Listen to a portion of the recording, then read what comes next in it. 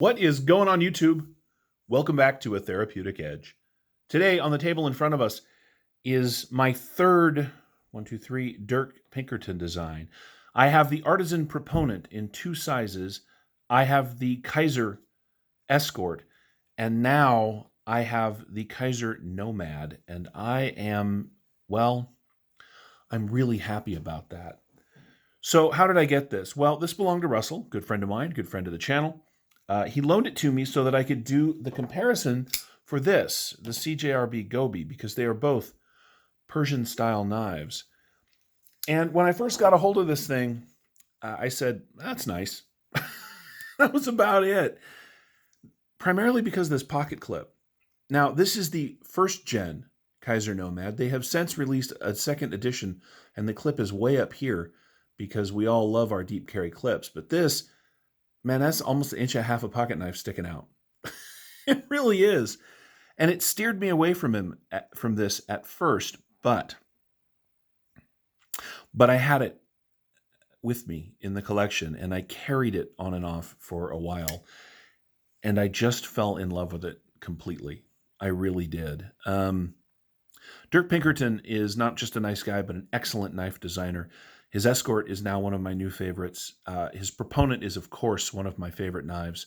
This gorgeous monster is absolutely worth owning. Now, you can get the new model with the slightly better pocket clip design and all flat titanium. This has been polished on the flats, as you can see. Version of this for about $145 on Blade HQ right now.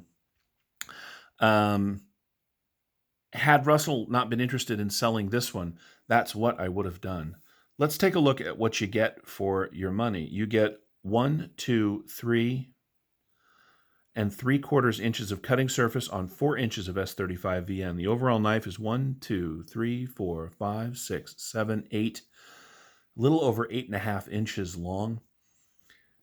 You get bearings, you get titanium, you get Kizer's really good S35 VN in a beautiful sweeping Persian blade. This thing it's a hand sword. It really is. And I love it just for that. It is so good. Let's do a size comparison or two just to see what we're talking about. Here, of course, is our old friend, the Rat Model 1. As you can see, if we line up the blades on the line, these are very, very similar in overall pocket take-up. They eat about the same amount of room, but you get a 1/2 inch more cutting surface easily on the Nomad here than you do on the Rat Model 1. You also get a much more comfortable handle and a much more beautiful design. Let's compare it against the knife I had a second ago. This is the CJRB Gobi. And as you can see, well, I mean, clearly it's a much larger knife, but they share that beautiful sweeping aesthetic. I love this thing. I love this thing too. What else do we have? Oh, here's something I reviewed recently. This is the Harns Seal. I'm just putting this up there because it's fun and it happens to be on the table. None of you are going to have had this really, so you're not going to know what that means. Here it is against the ZT, the Sinkovich design, the ZT 0460. This, of course, is the small one. ZT does make a big one. I won't have to get that now because I have this.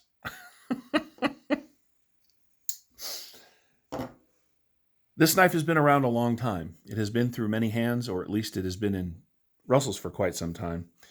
The action on it is really quiet and sort of soft. The detent is not super. I might be able to adjust that a little bit, and I may give it a shot.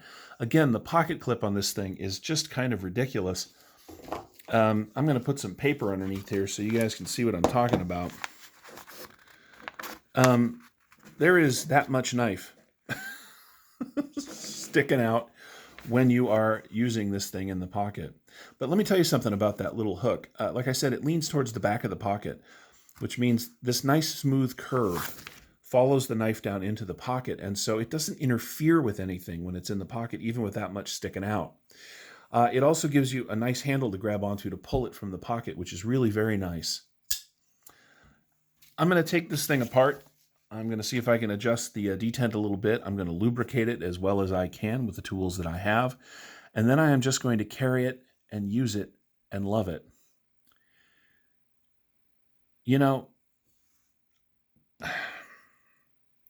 I like big knives. I really do. And this is that. I mean, it is just a monster. This blade shape, I have fallen in love with it ever since I did that Gobi review. This allows for a very nice stabby tip. You know, you can really go to work with this thing in a reverse grip if you want to. For EDC use, even though it is a large knife, it's got all this beautiful belly and a nice flat back here towards the end. For push cuts, it does marvelous draw cuts. And again, it's very stabby. It is a nice thick chunk of S35 VN. Kizer has done a really nice job.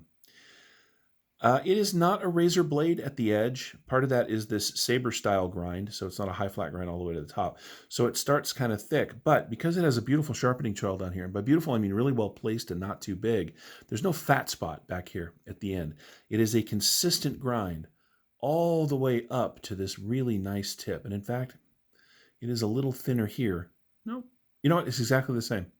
It is a persistent and even grind. That is just really well done. If you were into anodizing and making knives of, look differently, this nice polished flat on both sides would really take ano well. And I might. I think this would look really good with that lightning strike ano or just nice blue. I don't know. We'll see what I choose to do. If you don't have a Dirk Pinkerton design knife, you should fix that. Kizer has a number of them. Artisan has a number of them. Wow, it's been a long day. And I think they even have a new one coming out at some point down the road. Dirk Pinkerton designs good, useful, interesting knives. And we should all be behind that. I love this thing. It is, as of today, in fact, it is. I've had it now for a while, but it is the newest knife in my collection as of today, because I just reached out to Russell and said, yeah, it's not going home. That's got to stay here. I thought about buying one of the newer ones just for that pocket clip, but you know what? When you fall in love with a knife design, I fell in love with this just as it is. This handle, this blade. If you're interested in Persian-style knives, if you're interested in this shape, there are a ton of really good choices. I will say that the ZT knives in this same shape, even the larger one, are really, really expensive compared to these other two on the table. Again, this is $35. It might be as much as $40 when it hits the market. This is $144 right now. It's considerably more than that, not on sale, but it's on sale. So you could get one of these for $145 because it's $144 and change. Sometimes we just fall in love with a knife because of its design. And that's what happened here. I didn't have any interest in that. I didn't even really have any interest in Persian-style blades until a bunch of them got put in my hands and I got a chance to carry them and use them and be around them. But of all those, this Kizer is my favorite. It really is. Anyway, thank you so much for watching. We'll see you next time.